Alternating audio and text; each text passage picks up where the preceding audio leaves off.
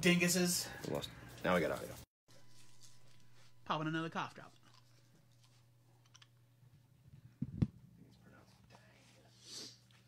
What's up, you dangus?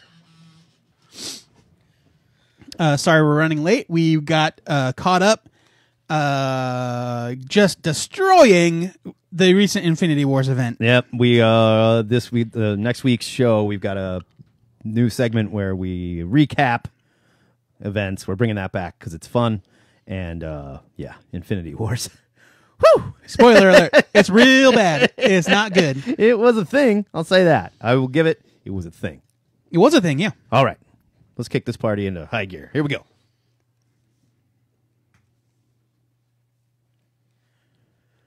Welcome to the Two-Headed Nerd Comic Book Podcast, first and only Facebook talk show. We call it THN Cover to Cover, and it is Saturday, January 26th.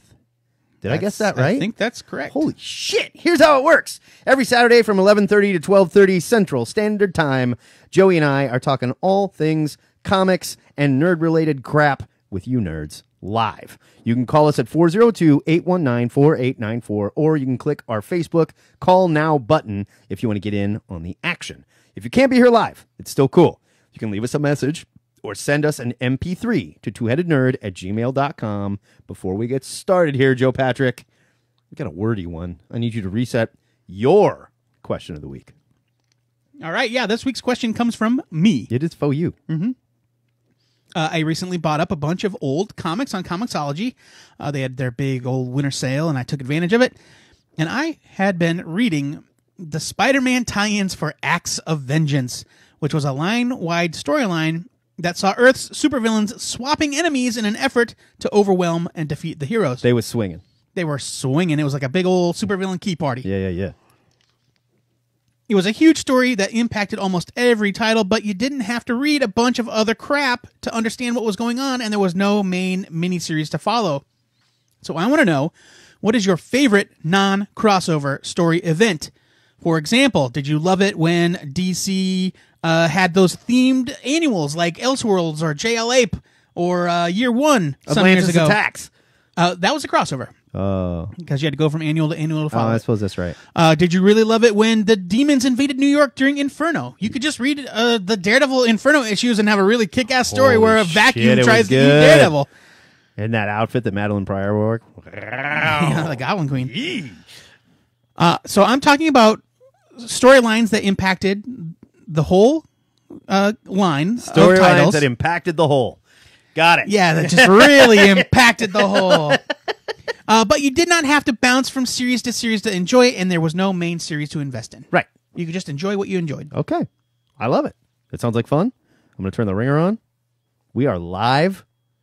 The ringer is on. We want to hear from you. Call us, 402-819-4894. There's all manner of other crap to talk about. Marvel is going to win some Oscars. Black Panther is up for seven Oscar awards, which is insane.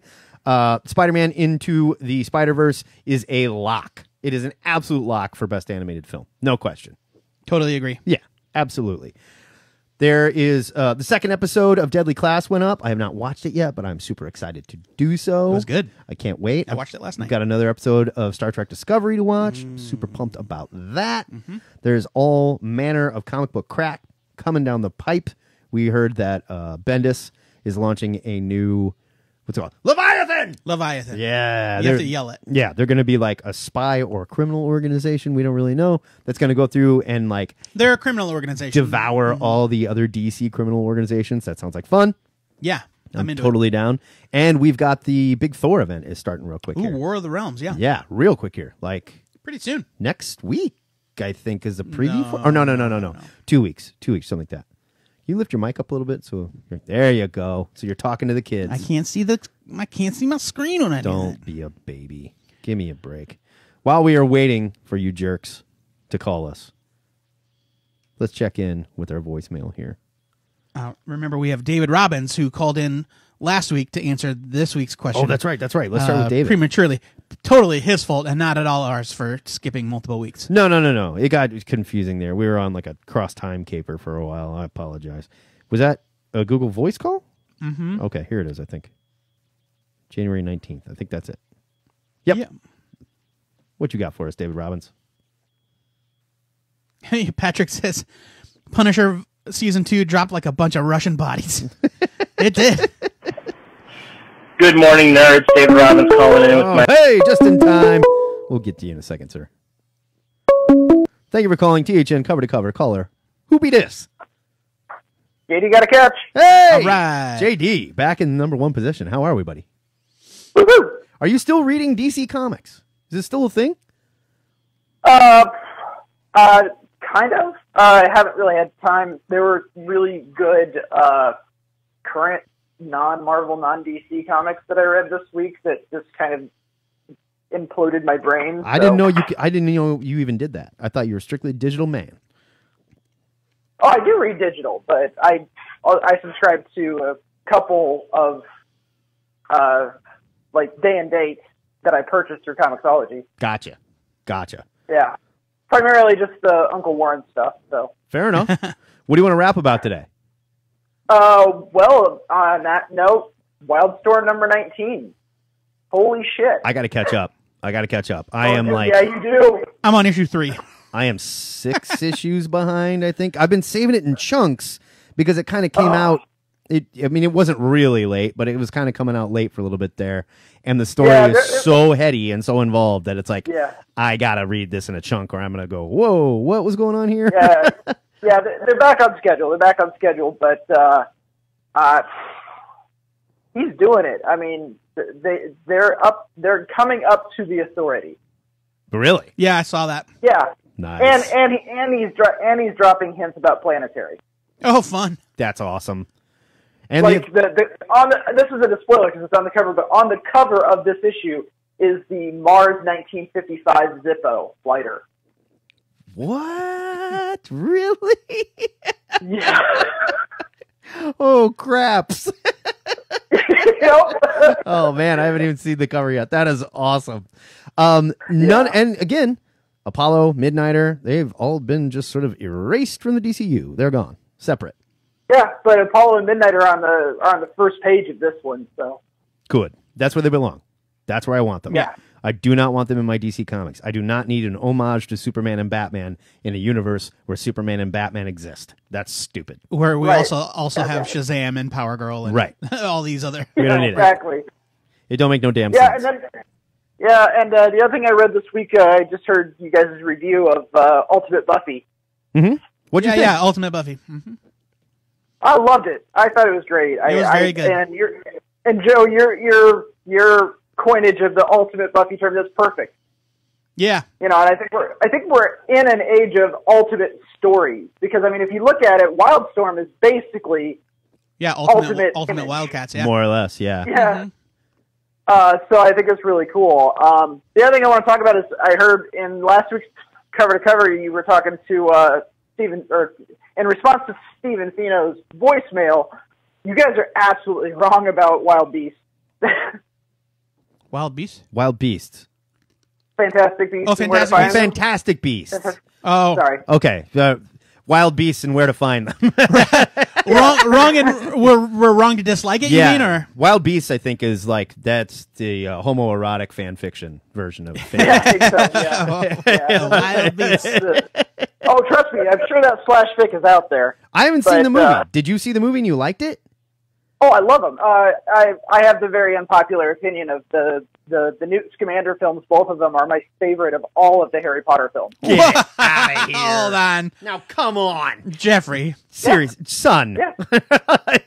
Yeah. Well, I mean, okay, so my reasoning for that is, for one thing, when it comes to any fiction about a magical world, I get really bored easily of watching people learn. I like to watch full-fledged wizards that know what the fuck they're doing. All Yeah, right. okay, I'll give you That's that fair. one. Yeah.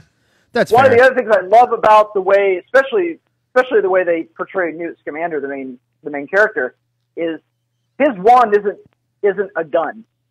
You know, by the end of the Harry Potter movies, I mean, the only spells they were casting were shooting at each other. Yeah, pretty much. That was like everything they did was shooting. Yeah, and Newt teleports. He uses the Accio command. He levitates things. He makes things appear. He reads. I mean, he casts spells. He he does magic. I'll give you that. I'll give you that. I really liked the first film. I very much enjoyed it. Yeah, the first one was awesome, and the second one is just as good. I mean, in fact, it gets a little bit better because Newt is a little bit more fully formed, so you're not learning about him, but he's digging into that version of the character that I love about him. He is the best pacifist hero since the Doctor, in my opinion. Okay, now you're not the first person to tell me that the movie was very good, and I plan on watching it. It may have suffered from the Johnny Depp casting and people being so down on Johnny Depp that they punished the movie for it. And it's not the movie's fault. That doesn't make the movie bad. No, that's what I'm saying. It's not the movie's fault that Johnny Depp was cast. But I think a lot of people were like, why are you still casting this woman-beating, washed-up, drunk piece of shit in these movies? There's no reason to do it. What were you going to say, Jeff? And again, I'll have another unpopular opinion. He does an amazing job in the role. I'm sure he does. Johnny Depp is a good actor. He just happens to be a terrible person. Yeah. I mean... Well, again, it's allegations. There's not anything that's been proven. She had bruises. She had bruises and like slap marks and stuff. She took pictures. Look. Amber Heard. We're not doing this. And I think Johnny Depp admitted it too. But like, regardless of who's in the movie, like, I can't agree with you there, Jeff. Like, I fell asleep in the theater watching the first one. I can't remember the last time I fell asleep actually watching a movie that I paid for in a theater. The first one? The first one, yeah. I really liked the first one. No, because you were with me bashing on it last week. No. Yes. No, I liked the first Fantastic Beasts. I thought it was great. No, last week Matt was talking about the second one. Yeah. Oh, which he hasn't even seen. Which I haven't seen, and I admit I haven't seen, but like it got kicked around, definitely. Yeah. Oh, yeah, it definitely got kicked around, and but I mean, I'll be honest with you. The whole J.K. Rowling Wizarding World fandom is getting almost as toxic as Star Wars on the other side. Sure. I think it was total bullshit, though, that they were like, yeah, we're going to reveal that Dumbledore was gay and this was his boyfriend. And there's nothing wrong with that. Great. And then they're like, no, we're not. But we'll mention it after the fact. Like, no. No. That doesn't count. Yeah, but if you watch the film, I mean, yes, I will say that they are doing a lot of trying to have their cake and eat it too. Yeah. But there's definitely implications, and it's very, very... I mean, I can make the revisionist argument that for the era that the film was set in, he says he goes about as far and as close to admitting to having a relationship with him as he could in 1920s. Yeah, but they knew they were gay when they were alone. It's not they were like, oh, our secret is so awful that we can't even be gay when we're alone. You know, that's like the fucking monster talking to itself, and when it's all by itself in Scooby Doo. You know, like I'm alone. In the film, they were never alone. All right, I haven't seen the film. I don't know. Yeah, but you keep making these proclamations about it, though. No, okay, yeah. It's not stopping you from making these judgments about this movie that you haven't seen. Well, hello, boyfriend. Like, hello, other boyfriend. Let me see your weenus, Dumbledore. Right. You're Dumbledongus. What? No, nothing. I was just making a stupid joke. You're Dumbledongus? Show me the Dumbledongus. Yeah. I don't know. I thought the movie was really good. Regardless I'm glad that you like it. Okay, you know what? I'm watching it tonight. I'm glad that you like it, but I think that it suffered. I think it suffers from the Hobbit syndrome in the sense that they took a short story, and they tried to make 4 hours worth of movies out of it, And the first one just was boring to me, and I fell asleep. I'm sorry. Fair enough. I will watch the second one. JD, I got another call coming in. I got to cut you off, brother, but we'll talk to you soon. See you, JD. Talk to you later.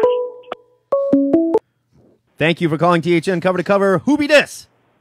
It's Brian Domingos. Brian Domingos. Hello, Brian. You got name dropped on the main show, just so you know. But it's all good. Oh. Yeah. Cool. Yeah, it's all good. Cool. We're not like, have you seen him lately? What did you say about him? When we record the end, you'll see. Okay. We're not there yet. We're not done yet. Sorry. What do you want to rap about, buddy? I just watched I'm actually halfway through the second Deadly Class episode. Okay. Nice. And I'm super into the comic. I've talked about it a million times, and I think the show is a departure from the story, but like the tone in the casting is perfect. Yes. I agree. Rick Remender came out and said I am doing something different here, and honestly, some of this is stuff that I wish I would have done in the comics. Yeah, it's the just everything of like Henry Rollins, who kind of, it's weird, he kind of looks like my grandfather. He's It's great. funny. I love it. He's great. As the Snape But of yeah. King's Dominion. Yeah, but he's awesome, and they're just like the cast. It's weird that it's like a big thing, but like they look so much like them that it's like this is. I can't believe because it's one thing to go and like, look, we need a. Good Lord, I thought Joe Patrick was going to puke. It's one thing to be like, all right, we need an Asian girl that looks like this Asian girl in the comic, and we need a Latina girl that looks like, but like they got to be able to act too. You can go find somebody who looks just like them, but that doesn't mean they can act. Right. And these kids are fantastic. It's almost like they are drawings come to life, which is pretty amazing. And it's kind of the juxtaposition of like I love that book. I got the hardcovers so that I can they'll stay in good shape forever. Yeah. And I only do that on books that I like really really want to be able to read in 10 years. Yeah. When this is but all then, said and like, done, I'm going to buy the big sexy ones. I already know. Like I've got room on the shelf for them. Definitely. Yeah, they're really something that you could see someone at the school use it to kill someone with them. Like they're that big, Totally. and dense and heavy. Like they're too big to be books. They're great. But like when I was watching it and I'm thinking like, Preacher, they could not have done the comic. They just couldn't have. But the Preacher story is so about the journey that the other side trips, like I don't care. I'm not interested. Like I can't watch the show. I don't think it's good. I watched a couple episodes and it's missing the heart and the soul. I'm and with you. Like they changed so much that it's like it's just not the same thing. Yeah. And it feels like fan fiction where like this is a real adaptation. Like this is a departure, but it feels like it feels like it exists in the same. It's almost like alternate pages. The problem is, Garth Ennis is not working on Preacher. He gets a production credit. He's not writing anything. He came in and went, yeah, that looks cool. I like that. Sure, whatever. And he got a paycheck. But Rick Remender is not only producing this, he's one of the writers on the show. So, I mean, and I think that's the main difference between a show like Preacher he's and a show intimately like this. involved in the production. That's it. Yeah. And Preacher, people like it, and they think it's a fun show, and I don't know if they read the book or not, but I know some people that did, and they're like, yeah, I have fun with it. I think it's okay. But no one's calling it a fucking masterpiece, and most of the people I know that love Preacher, Zach Hollowell most loudly, will be like, fuck that show. This has nothing to do with my favorite comic book, I mean, sorry, Brian, go ahead.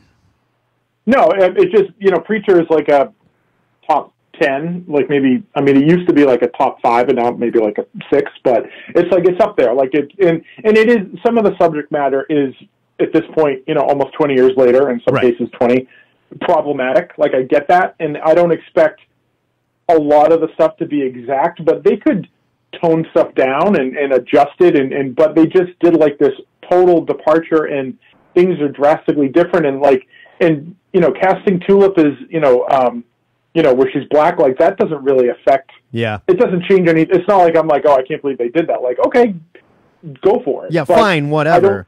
But don't make the think, character so violently different too. Yeah, I feel like there's issue. A lot. I mean, Tulip is very specific, and right. she is. There's those defining things that when I think of her, I think of wife's dead. Baby's here. Baby's a girl. Wife's dead. Right. Like the disappointment of the father, and then like the him being shot while I mean, spoilers for Tulip's dad, but shot while hunting. Like I remember these really specific things about like this. Dirt poor redneck girl. Absolutely. And absolutely. there is a version. There's something you could do with that to have Tulip still be Tulip, but they're like, oh, they're friends since they were kids, and it's like, no.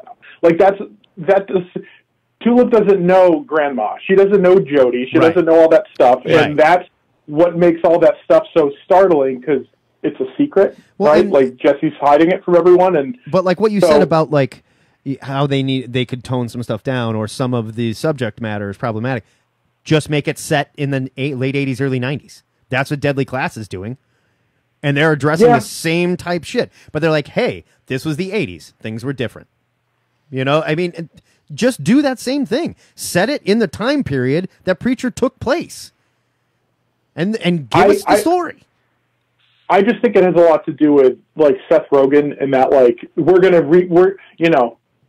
smoking a doob. We're gonna redo this. Like I've got this idea, and wouldn't this be awesome? And I wish they'd done this where it was like Rick Remender and like the Russo brothers. Like we're doing Deadly Class because we love Deadly Class. Like it's not. Yes. I love these characters. I want to tell stories about them. It's we're doing this book, and it's different. And I don't mind. I mean, it's already drastically different, but it's.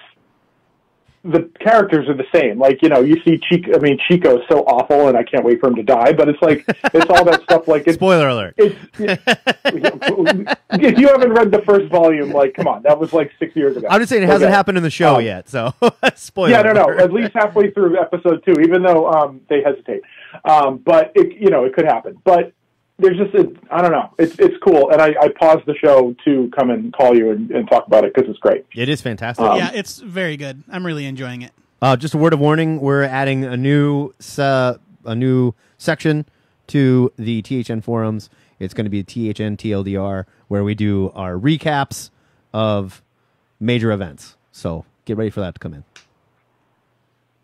Why are you warning him about that? Because Brian Domingos is the God King of the THN forum. Okay. He rules over it. All right. So, Joe, we're obviously having a staff meeting right now. Yeah. Oh, sorry. Yeah. Yeah, sorry. Yeah, the adults are talking, Joe. I went out to get coffee.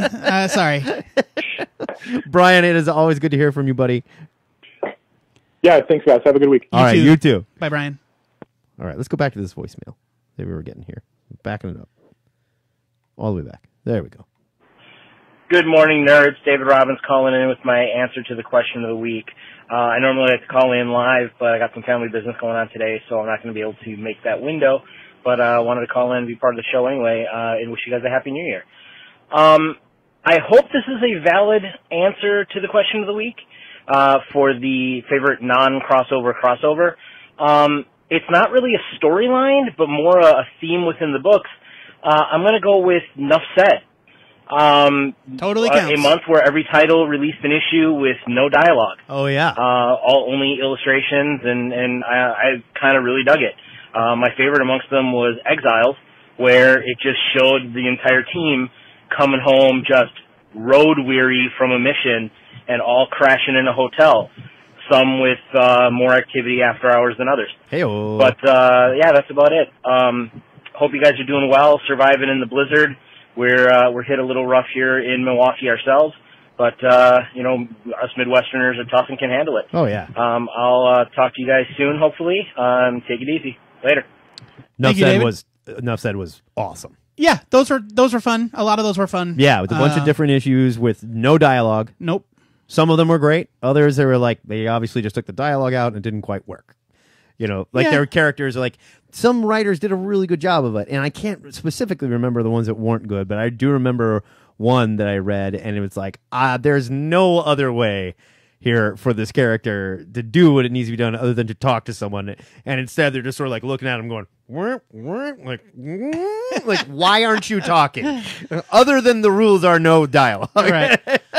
And also it was a real artistic challenge for the artists of those books to be able to tell the story without the dialogue to help was impressive. They used to do that shit all the time, where they'd always like pick a little theme and just run with it for like a month or something. And like, oh man, they were so fun. I loved them. Yeah. All right. Phone line is open, you dudes and ladies. We'd love to hear from some ladies. We never do. I get it. It's kind of a sausage fest in here. You know, what can you do? While we're waiting, it's Toots time, kids. Gentlemen, it's Toots. I just thought I would give you a little bit more of my thoughts on the Conan the Barbarian series now that the second issue is out. Okay, all right. I really like what they're doing here. I love that they have the map of the Hyborian world I love that. on the inside, and that they show where the story takes place. That reminds me a lot of the original Savage Sword of Conan. Oh, sorry. Yeah. What is going on here? Thank you for calling THN cover to cover. Caller, who dis? Hey, it's Ryan. Hey, our consigliere. What's up, Ryan? Our voice of counsel, Sorry, it's, Ryan sorry, Forrest. it's not a lady. It's all right. It counts. Don't worry about it, man. What's going on? Hey, I wanted to get our nerd bet on record, and I wanted Joe Patrick's take on it too. Let's do it. Let's set up a nerd bet. What do you got? The nerd bet we had about when the Fantastic Four is appearing in the Marvel Cinema Universe. Okay. All right. And your call. Make your shot. Let's hear it. My call is the kicker to Avengers Endgame. The final. You're saying like the final credit scene? Yeah. So, okay, let's clarify. Are you saying that we have actors cast, the entire Fantastic Four shows up, or are we just seeing the thing, a CG thing or something? Or I don't think it has to be the full cast. I or think a it's hint. the introduction of the Fantastic Four. Or is it like just a number the concept 4 of the somewhere or Fantastic something Four. like that? Like, let's be specific. What do we see? What I imagine is something like just like 4 hands stacking on top of one another. Okay, so Or- something some symbolic kind of thing. Yeah, like a launch pad with a space shuttle that has the number 4 on the fin. Okay. Something along those lines. A symbolic one. Yeah. Yeah. Something that introduces the concept of the Fantastic Four. Not necessarily like here's the Can't bet actor it- that I plays can't bet Mr. against it. Fantastic. I would bet against it if you told me they were showing up. Like if we were going to see actors and actresses as the Fantastic Four. No. It's way too early for that. I do think we get some kind of symbolic thing. I agree with that. Joe Patrick. I don't. Joe Patrick says no. I don't think we're going to get Well, it but- until the next phase. 2-1 odds. I like that. So Joe Patrick, Well, if he beats us both. Matt, you forget. You said they were going to make their appearance in Captain Marvel. I think we see an appearance of someone in Captain Marvel from the Fantastic Four. I stick by that. I do Really? stick by that. I think we will see somebody.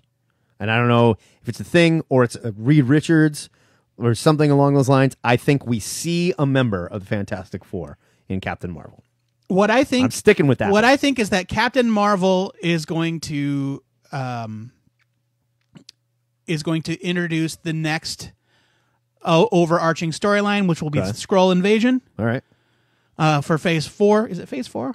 I think we're up to Phase 4. Could be 5. It'll be Phase 4. It'll be Phase 4. Phase 9. I don't Right? know. Yeah, Phase 9. Plan 9. Well, this is part of Kevin Feige's 25-year plan. his 5 million point plan. Yeah. I think that Captain Marvel will set off the next chain of Marvel movies, which will feature the Skrull invasion. I think that the culmination of that will be something along the lines of Secret Invasion, where they reveal that people had been replaced by Skrulls, and here is how we've defeated them. And I think that at the end of that, we will get the Fantastic Four. Wolverine will show up. Maybe. No, Wolverine's not going to show up. Well, I mean, we're talking years down the line. We're I talking get like that. 4 or 5 years. I mean, I suppose that's true. I don't know. Who knows? So, okay. So, nerd bet, clarification. Ryan and I both think there will be something that they will symbolic. They will hint at the existence of the the Fantastic, Four in the end. Joe Patrick in says Avengers no. Endgame. I think it's too early. And then Ryan and I have a separate bet that I say somebody Fantastic Four. Side bet, eh? We will see a member of the Fantastic Four in the Captain Marvel movie. I don't know if they're full on. They have their powers. I'm not going that far. But we see I would think somebody. I would think not because it's set in the 90s, but Well, you know. Well, Maybe and also they that would took mean they off would in have the had 90s and they show would- up in the future. For them, it was years. We were exploring. It was crazy. Like it was 15 minutes they were gone, but for the Earth, it was years. You know, like what, Ryan? Well, I was gonna say that means they would have had to have cast somebody at this point. Yeah, exactly. doesn't mean they haven't. Could mean they're being very quiet about it. In the chat, Patrick says, "Little did we realize, Invisible Woman has been in all of the Marvel movies so far." There we go. I like it. And we all just lost.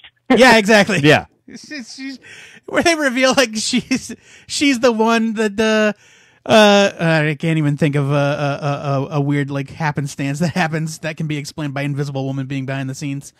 Like, oh yeah, Scott shows up at the end of Ant-Man and the Wasp. He's trapped in the quantum realm, but when they show the Avengers trailer, he's fine, and he shows up at Avengers Mansion. He's like, "Hey, it's me." Invisible Woman's the one that like shows up on the roof and gets in the back of that van and lets him out. I'm putting it in the forums right now. I don't It's know. official. Nerd bet on. There All we right, go. nerd bet on. Ryan, we got a nerd bet here. Yeah. Good to hear from you, brother. Yeah, same. Take care, guys. All Later, right. bud. We'll talk to you later. Yeah, bye. Okay, let's go back to Toots Man. Where'd the Toots Man go? Oh, there it is. Phone lines are open. Gentlemen, it's Toots. I just thought I would give you a little bit more of my thoughts on the Conan the Barbarian series now that the second issue is out. I really like what they're doing here. I love that they have the map of the Hyborian world on the inside, and that they show where the story takes place. How dare these people? We're just going to have to kill her. Ah! Dang it. THN cover to cover. That was insane. Caller, who dis? What just happened? Did I break it? No, You there broke were it, Ethan. There were like 2 calls coming in at the same time, and I picked the better looking one, and it happened to be you. Hell yeah. Yeah, this going other, down. This other one Jump. was ugly as hell. You should have seen him. I'm just kidding. I have no idea who it was. I'm not shit talking to you. I don't know who you were. So, what do you want to rap about today, buddy? Hey, I've been cracking open my giant Doom Patrol Grant Morrison omnibus. I wanted to Love it chat so much. some Doom Patrol. Let's talk some Doom Patrol. Hit me. So, have either of you guys gone through the whole Doom Patrol before? I have read Grant I Morrison's have Doom not. Patrol start to finish, and I adore it. Absolutely love it. It was very Grant Morrison-y. This is like, Oh, yeah. this is from a time. Grant Morrison went through a thing where he's like, okay, my stories are fucking wild, man, and super bizarre. And now I'm going to tame them down a little bit. And now I'm fucking wild and totally bizarre again, you know? So this would have been I've been post I have Animal like Man, a right? bunch of Morrison omnibus, so I was like omnibuy, I guess. And I for probably about a year, I've been trying to mentally prepare myself to crack them open and go in succession. But it's amazing, but it's so crazy. And I've been going through a bunch of interviews with him to just like try to understand what's going on. And he wasn't even on drugs at this point. He was sober and straight edge, he says. Yeah. And Just young, crazy I've been having Scottish lad. crazy dreams. Like, I've literally been waking up every night just having the most bizarre, nuts dreams. And so I just, want to see what your guys' take on it. And I used to love Grant Morrison, and then for a while I was like, yeah, I like him, and I kind of forgot how much I liked him. And then just watching interviews and listening to him on Fat Man and Batman, I just realized how brilliant he is. Yeah, he's a The genius. more I get into him, but Grant Morrison is a treasure. He really is. And I know there's people that get pissed off about some of the stuff that he's done, and not everything was great. Like Batman R.I.P. was an example of something that didn't make a goddamn bit of sense. Final Crisis. Yeah, Final Crisis barely made any sense. But that's also not where he should probably be. You know, in a book like Final Crisis is not Grant Morrison's strong suit. You I know need what I to mean? reread that. It's been a long time. You don't.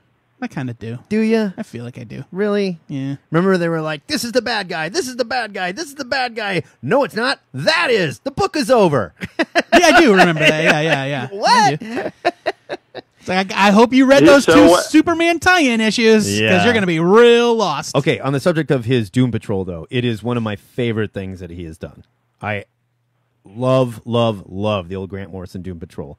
And I remember reading it back in the day because somebody else told me. First, they were like, you got to read Animal Man. Animal Man's so fucked up and weird. And I remember it was Glenn Danzig who told me to read Animal Man. What? Yeah, there was like a Danzig His documentary. good friend Glenn Danzig. There was a Danzig documentary, and like they were interviewing Glenn Danzig, and he was like, "I get my ideas from a lot of violent comics, like Wolverine." And I was like, "I love Wolverine." He's like, "An Animal Man." I was like, "Okay, all right, I'm checking out Animal Man." And I read Animal Man, and I was like, "This is fucking nuts." It was crazy. Yeah. And then I picked up Grant Morrison's Doom Patrol, and I had never read Doom Patrol, didn't know a damn thing about Doom Patrol, and it was buck wild insane. Like at times I didn't know what I was reading. Yeah. No, yeah, a lot. It doesn't make sense, but I'm not mad about it. No, so it was also, I've been supposed to be super a character intimidated. piece. It wasn't a plot piece. This was supposed to be a character piece. They are like adventurers of the bizarre. So they are going to be just as bizarre. And oh man, it's so good. It's so wonderful. I can't imagine reading it month to month when it came out. Like, it would just have been so odd. But I've been so intimidated about the Invisibles, and that's why I've been putting everything off, because I've heard so much about it. If you're going to mentally prepare me for Invisibles, is it along the same lines? Is it a little bit more like Okay, let me understandable, but just weird, or what? let me blow your brains out here. Invisibles is weirder. Oh, my Invisibles God. is Grant Morrison at his highest point of weirdness. Like, Yeah. it does not get weirder than this. Peak Morrison. Yes, this is high strangeness, and I love it. I absolutely love it. I cannot tell you what it's about. I can't tell you what happens because I'm still not fucking sure. I know that they're a group. Yeah, I know that there's a group of characters. I know things happen to them. Yeah. Yeah, Invisibles is a ride, and I would love to hear what you have to say about it when you're done. Because I don't know that a book like Invisibles, like Grant Morrison's Invisibles, holds up as well as his Doom Patrol does. You know what I mean? Well, I hear there's a good podcast that just started last year that's going through it kind of issue by issue or like parts. Oh, really? So I think I might try to listen to it at the same time as going through because I just... That might they help. also have that kind of like follow along book as well. Right. So What's it because I called? just want to understand. Shit. I can't remember. I'll call in or All right. put a Let thing us in the know. message and let you know what it I'd is. be curious to sit down and listen to that, and like that might make me revisit my Invisibles. I have like the big, Invisibles omnibus thing. Oh, it's so cool. It makes almost no sense, but it's so cool. Well, I guess I'm not going to sleep well for another 2 months, but I'm glad you at least mentally prepared me for it. Sleeping's overrated. Don't worry about it. You'll be fine. Just make sure you're shifted while you read it. I don't care how you shift, but just make sure you're shifted, okay? It'll help. All right, buddy. Good to talk to you. Yeah, have a good weekend. All right, you too. Okay, somebody else was trying to call in and they got cut off. It was by Patrick, and he was offended that you said he was better. That Ethan was better looking. I didn't know who it was. Patrick, call us back right now. Come on. Just do it. Just do it. He said he's not gonna. Patrick, you big baby. That's it. I'm not calling back. What a crybaby. Ugh, fine. Then I'm killing the ringer and we're listening to what Toots has to say. Okay. We're doing it this time. Here we go. Gentlemen, it's Toots. I just thought I would give you a little bit more of my thoughts on the Conan the Barbarian series now that the second issue is out. I really like what they're doing here. I love that they have the map of the Hyborian world on the inside and that they show where the story takes place. That reminds me a lot of the original Savage Sword of Conan magazine series. They always displayed the map. So that's super great. I also like that this story in this issue doesn't push the Crimson Witch story and the cult of Razazel forward really at all. But what this issue does, and it does it really well, is push forward the character. Jason Aaron really introduces Conan as an adaptable being, how he pretty much can just slide into any other culture and learn from it and master it. And it just said a lot about him as a character, like being on his own and away from his home and never really having a home, but very easily fitting in with other people. And it's a great relief to me that this story follows adjacent to the prose story from Howard, Beyond the Black River. I really don't want them to adapt stories that have already been adapted in comic book form. I agree. I love that Aaron is just kind of running along his own way. So then this leads into the question that was posed to me by James Randall last week about what I would feed Conan if he came over to eat. And I just popped into the show last week through the chat very quickly, and I just kind of spat out an answer, but I want to define that a little bit more. Now, when it comes to the meat, it would have to be bison. It's a leaner meat, packed with vitamins. It's going to help this dude a lot in his adventures. And then as for the drink, I did some research. It would have to be the Stout, which is the title of a stout beer from Zipline Brewing here in Lincoln, Nebraska. It's very good. The ABVs are percentages like 14 something. It's got to be the highest out of any brewed beer here in the state. So you got to give that guy a drink with a powerful punch. So he needs to eat and drink of Nebraska if he's going to be here, right? Fair enough. So there you have it. Now, to answer the question of the week, my favorite non-event event that ran through a bunch of books has to be the Marvel 1993 annuals. They each came packed with a playing card, a character card. Yes. Every single 1993 annual introduced either a new supervillain, which is what they mostly were, or a few new superheroes. And they each came with a playing card that you could collect. I have no memory of that. As well. Yeah. I mean, we got great characters like the Uncanny X-Men one is probably my favorite. I love Executioner. I think he's such a cool designed character. Yeah. I remember now. But man, there's Devourer and the Assassin and Dream Killer and Darkling and Blood Wraith and Nocturne and God, this oh was my the gosh, 90s. the names of these characters are hilarious. But yeah, that's got to be my answer. All right, guys, thanks for putting up with my Conan rambling. It's never really going to end now, so We welcome it. I love the new Conan series. Issue 2 was fantastic. Jason Aaron is killing it. I barely remember this event. Yeah, it was When he very says playing cards. They were trading cards, not playing cards. Okay, just trading cards. Yeah.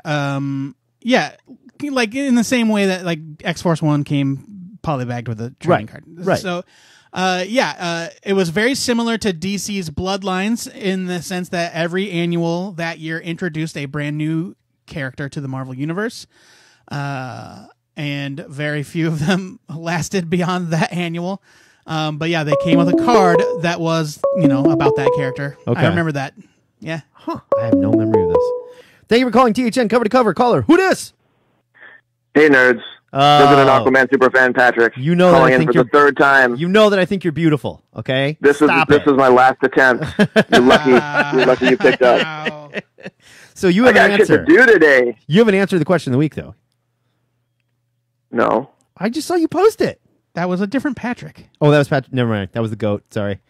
My bad. I just saw Patrick. Yeah. Do you think all Patricks look the same? No. I have plenty of friends that are Patricks, okay? Jeez, take it easy. Some of my best friends are Patricks. I dated a Patrick once. If I was racist, I wouldn't have sex with Patricks, okay? All right? We both know that's not the case. What do you want to rap about?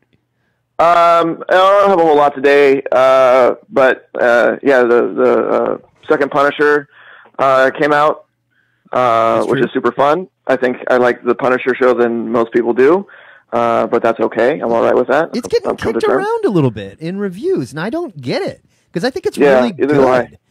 I love it. I love it. I think it's great. And most of the bad reviews that I've seen, like, well, Marvel's canceling everything, so this just seems anticlimactic. What does that have to do with anything? It has nothing to do with the story. Yeah, Shut up. It has nothing to do with the show itself. Yeah, just enjoy this. Enjoy the show. But no, I agree. I think it's been great. But my one big problem with it is Jigsaw. Because I get it. He's not good looking enough. You wish he was better looking. Jigsaw needs to be super cut the fuck up. Yes. Almost unrecognizable as a person. Yeah. And I'm fine with the thing where, like, oh man, his mind is broken. That's cool. But break his face too, please. You know? Well, yeah, and then I'm sorry, this is spoilers for anyone that's watching it. It's not that big of a deal. But, for the first few episodes, he has this mask on. He's like, I don't want to show my face or whatever. Like, oh man, it's going to be fucked up. Yeah. It's going to be fucked up. Yeah, and he takes it off, and it's like, oh, that's. You got a couple little stars. Yeah. Yeah. Like, oh, come on. I mean, I get it. It's TV. Like, that actor wants his face to be recognized, and he wants, to get future jobs based upon this. Right. But that is one of my biggest pet peeves in movies and shows is when the show itself is affected by the meta. When when you're watching a movie, like, they wouldn't do that, but because it's a movie, they are doing that. Right. That bugs the shit out of me. And in this case, because I think Jigsaw's a cool character, and seeing someone screwed up, because Punisher doesn't have a whole lot of, like, super interesting looking characters, because they're mostly just dudes. Yeah, it's usually just mobsters. Yeah, but Jigsaw, like, oh, here's a chance to have like a cool, freaky looking villain, and it's not. And also, like, really his main nemesis. Like, there isn't like a cadre of Punisher villains that fight. Right. Yeah. Like, he fucks with the Kingpin, he fucks with Jigsaw, Tombstone, maybe here and there, but like, there isn't like a squad of weird bad guys like Batman Bushmaster. has. Yeah, exactly. And Bushmaster. Bushwhacker? Bushwhacker. He's the guy with the gun arm. Bushwhacker. Bushwhacker, yeah. Yeah. Yeah. He whacks the bushes. Yeah, he whacks him. Yeah. No, I will say yeah. that does seem like a missed opportunity. I don't get it. Yeah. Other than that, I don't know. I'm like 6 episodes in, and yeah, it's great. It's a fun story. It's got a new villain for it. Someone that appeared in comics, who seems pretty crazy and freaky. So yeah, he's creepy. Yeah, so it's fun. Then the other thing I wanted to mention real quick, because we never really had a chance to talk about it because you went on hiatus and then I went out of town and all this, but the Aquaman movie. Okay. Every time, and I don't understand. It's like whenever I see someone posting about it on Facebook, it's like, oh man, this movie was so good. Loved Aquaman. It was the best. It's the best superhero movie of the year or whatever. And I think that when we went, we may have gone to the wrong movie. I think so too. I don't think I saw what these jerks saw. Right, exactly. Like, I don't understand, and and that's not me being like stuck up Aquaman nerd or whatever, because most people thought I would hate him from the Justice League because he's Aqua Bro, not Aquaman. Right. I was like, no, I don't give a shit. I'm into it. It's cool. If it's fun, it's fun. This movie was bad. It was bad. It was bad. I agree. It was just a bad movie. I don't understand how people like it, and no one is more disappointed than me. Like, I went in like, this is going to be great. I'm going to love it. I'm going to have so much fun. And it was garbage. It was bad. And I don't buy the argument like, yeah, but it was dumb fun. No, I've had dumb fun with several Fast and Furious movies. Okay? I've had plenty of dumb fun there, but the movies are good and I enjoyed them. I liked the characters. I liked what was going on. I liked the stupid stunts. I was willing to swallow the pill. The pill that they want you to swallow in Aquaman is about the size of a fucking cantaloupe, all right? And you cannot get your mouth around it. And if you say you can, they don't even want you to take it orally. They don't want to take. They don't want you to take it orally. No, they want you to. They want you to run, jump, and sit down on it. Yeah. Squeeze it up there, butt drug style. And I'm pretty sure we talked about this probably after hanging out after the theater. My biggest problem with it is that was one movie that should have been 5 movies. Yeah. Like, where do you go now? There's all the Aquaman established lore was kind of swallowed up by this one movie. But yeah, it should have been like, it's just like Aquaman discovering who he is. It's just like the old Green Lantern movie where they're like, okay, here's the origin, here's the Green Lantern Corps, and Parallax shows up, and then we have the War of the Green Lanterns, and then it's over. Yeah. Okay, you just gave me 25 years of Green Lantern story smashed into one movie. Now from Aquaman, what do we do next? Oh, he gets a fight with the guy in the robot costume that he already kicked the shit out of? Hook hand. Like, come on. Yeah. Had his hand getting eaten up by piranhas. So it could have been, Aquaman 1, origin, disposes Ocean Master from the throne. 2 is some other threat, but it's centered around finding the trident that he needed. There could have been a movie about the Trench Uprising. Yeah. There could have been a whole another movie about it. They could have done that in 2, where it's like, oh shit, this stuff that we banished to the trench is coming back to haunt us now. And the only way we're going to defeat it is if I can find this fucking trident, so I can really take control of like the ocean, the denizens of the ocean, and now I can full on talk to fish, and we can ride them and do shit with them. Like, establish it like that. Make the first movie. Spend some more time with how fucking Atlantis sank, at least. That was terrible. Just terrible. Yep. It could have had a Black Manta movie. That should have been a movie all on its own. Yeah. Or you have Black Manta working behind the scenes the whole time, watching this guy and shit, and dealing with Atlanteans that don't like him, and like collecting tech and stuff like that. Like, if I'm going to beat this guy, I got to be smart about it. I can't just go, oh, thanks for the gun. I'm going to tear it apart. It's going to squirt juice all over the place. I'm going to make a black outfit out of it that shoots lasers out of the eyes. Then I'm going to get my ass kicked real quick. But then when I feel better, I'm going to be like, I want to throw a knife at this guy's face. You know? Yeah. Come on. Introducing Zebel could have been a movie that. Well, there's another thing. Mara. Yeah. Like Mara, it's wonderful to look at. Absolutely wonderful. She's gorgeous. Yes, but and this is probably going too deep. But why does Mara have an A on her belt? It doesn't stand for Mara. It doesn't stand for Atlantis because she's not from Atlantis. Nope. What the fuck does it stand for? I hope I get to marry Aquaman one day. But there, all American. I don't think there was an Aquaman America, when she was first wearing that A. Yeah. So like it's just like maybe it stands for. That's just to show they're not even trying. Maybe not it to stands mention for like Atlantic Ocean. Atlantic Ocean. There you go. Not to mention they made Mira so powerful that she's more powerful than Aquaman. She's more powerful than Aquaman. Yeah. So why is she having any trouble with this? Why is any of this a fucking problem with her powers? No. Bullshit. She doesn't have the badass attitude it takes to rule a kingdom. Is that what it is? Is that all it is? She's a girl. Is that her problem? No, she is not the heir to the throne. She can't take over the throne of Atlantis. Give me a break. Give me a break. She can stop that shit from happening. Fine, don't take it over. Stop it from happening. She's not strong enough to fight an entire army on her own. Really? Because she does some shit at some points where she shows she obviously is, but then for the sake of the plot, we need her to be a damsel in distress. So she's not using her powers right now. Come on. Weak and stupid. And why does she have them? Why does she have those powers? No mention of it whatsoever. How come Mira has powers? I don't have to wait for the Mira standalone movie. I don't have the slightest clue. And nobody else does. Nobody else has those powers. She's the only Atlantean that can do it. Why? But she's not Atlantean. Okay, fair enough. Zebelian. I agree, but they didn't mention any of that. No, I know. I mean, we know why she has those powers, but for moviegoers, there's no. Regardless, this is something I end up screaming about for the next 20 minutes. Patrick? I liked it, so suck it, nerds. I had a good time watching it. Joe Patrick it's not a good movie. Fucking terrible. No, it's not a good movie.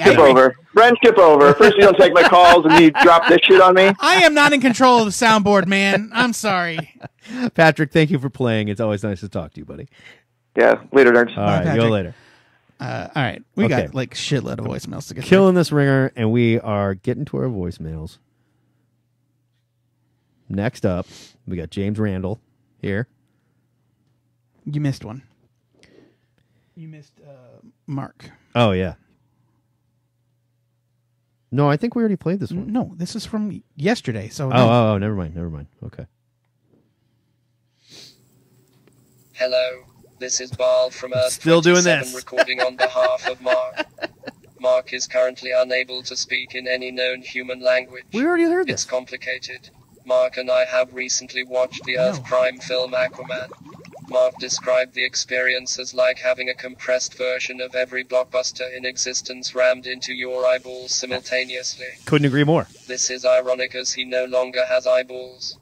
His visual system has been altered and is now based on arrays of cells under his skin which sense electromagnetic radiation.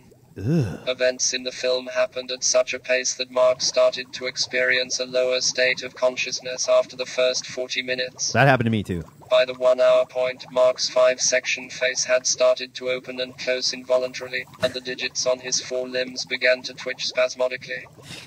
After 90 minutes, a thin stream of acidic saliva was emitted every time his mouth opened. After 2 hours, he experienced the first seizure and had to be placed on the floor with his visual receptors facing the screen in order to experience the final part of the performance. The plot was relentless. Events which in any other film would have constituted major developments would happen, then the film would move on and they would barely be referred to or even remembered by the characters. Absolutely. For example, the Ocean Master had a surface world submarine stolen so it could attack a meeting of Atlantean leaders and cause a war with the surface. So many things happened subsequently that it got forgotten about. There were also plot elements so stupid I think they may have done permanent damage to my central data processing core. On the good side, if you ever felt yourself getting bored or the film went in a direction that you didn't enjoy, it would change a few minutes later, sometimes into a completely different film. That's absolutely true. And Julie Andrews played a giant squid. Mark still occasionally thinks he must have dreamt that part. Mark finished the film feeling that it had beaten him into enjoying it. Our joint rating was 3 out of 5. Any score of 3 or above is a recommendation, but the film comes with a warning for excessively absurd content and the risk of permanently lowering the viewer's intelligence. One area where Mark disagreed with Matt is Matt's assessment of the actor Amber Heard's ability. Mark believes Ms. Heard encountered the following obstacles. Dialogue that no sentient creature would voluntarily say aloud. Yes. The insertion of an explosion, a giant carnivorous creature into every scene where she appeared. True. A wig visible from orbit. Despite all this, Ms. Heard battled on to give the character of Mirror at least a modicum of personality. The recommendation for this week is the BBC podcast series The Case of Charles Dexter Ward.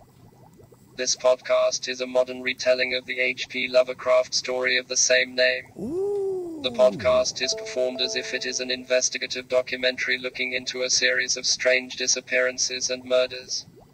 That is all for now. I am totally into that, and I'm going to listen. Those beeps are on the recording. Okay, I was wondering. Yeah. Okay, so yes, furthering what we were just talking about. It was nonsensically stupid and insulting. And if you didn't like something that was going on in the movie, don't worry. The movie's going to completely change in the next 30 seconds.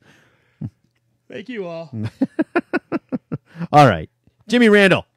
G'day, nerds. What is up? Jimmy Randall here. Now, I'll admit to being a bit confused by this week's question, so my answer is what I always respond with when I don't fully grasp the question. And that is maximum carnage, baby! Maximum carnage. I don't know if that's right or not. Does maximum carnage fulfill the criteria for this week's question? Okay, hold on. Joe, Matt, pause. Why doesn't it count? Because it was a multi-chapter story that you had to follow from issue to issue, from book to book. Couldn't you just read the Spider-Man stories, parts of it, though? No. It was part 1 in Amazing Spider-Man, part 2 in Spectacular Spider-Man, part 3 in Web of Spider-Man, and yada, yada, yada. All right. Does maximum carnage count? Nah, you know what? I don't care. That's actually not what I want to talk about today. Today, I have a hot take on Spider-Man Far From Home. Now, strap in, kids. This is probably going to be the nerdiest shit I've ever put on the internet in my entire life. Oh, I doubt that. All right, so Mysterio's in the movie. We got Mysterio. Now, they're going to have to go with the whole, he's a special effects sort of wizard dude, and he's playing the role of the villain. You know, he's pretending to be the hero. Right. But I don't think he's a special effects guy like from the movies. That concept doesn't work. So here we go. I think Mysterio is a mystic like Doc Strange. Now in the trailer you see his hands and he's all like, "You don't want none of this," and he shoots out like those green smoky blasts. Like, it kind of looks like there's little crazy cryptic triangles floating in front of his hands. Yeah. Now, is he using Shi'ar technology or stuff scavenged from the Battle of New York? No, because we've already seen a villain co-opting alien technology to further his agenda in the character of the Vulture from Homecoming. So perhaps it's kind of the same angle, but from a magic point of view, like Mysterio's a bum, he sees that magic is real in the form of Doc Strange, learns a few tricks, and boom, he's off to the races. Major giveaway is his cape. In the MCU, it seems only cosmic and mystic characters get to have a cape.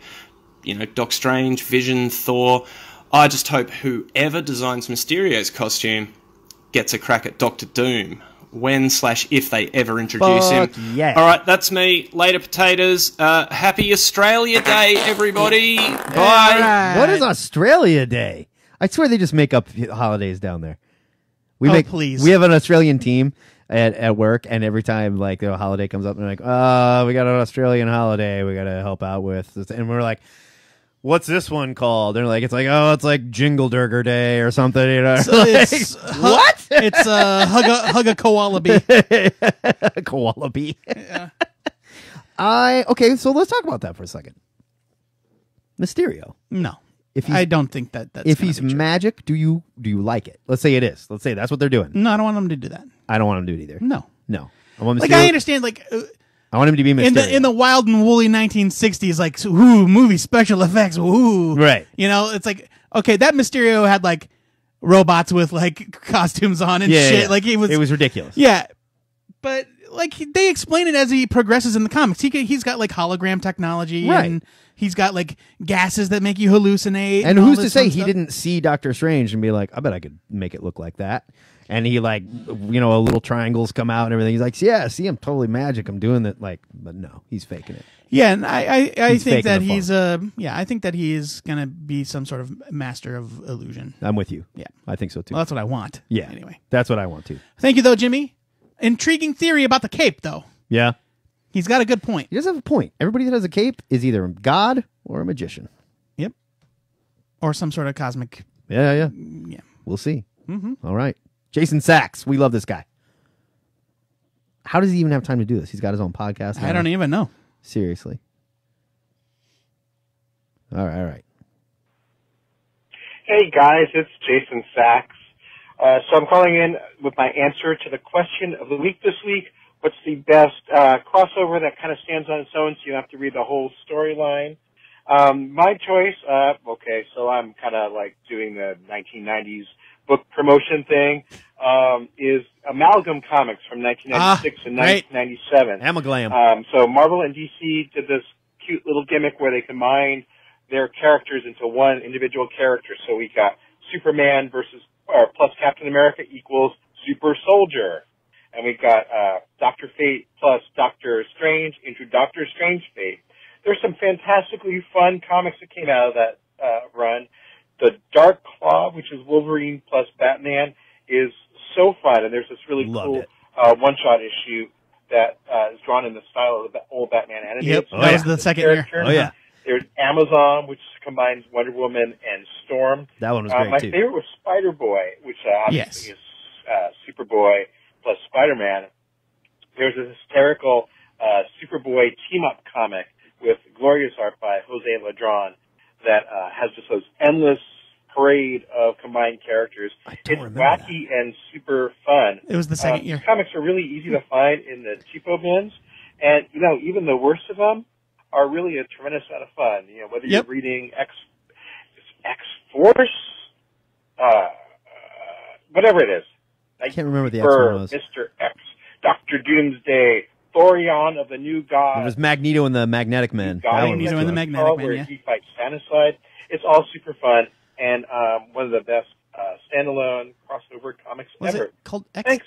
Hope you guys are doing great. See you later. It was like the Teen Titans and the X-Men, and they mashed them up. I think it was just called X-Force. Was it called X-Force? Which is stupid. But that was pre-X-Force comic, too. No, it wasn't. wasn't. No. No, you're right. It would have been post. Because X-Force was like 91 or something Yeah. like that. Yeah. There was JLX, which was a different team book.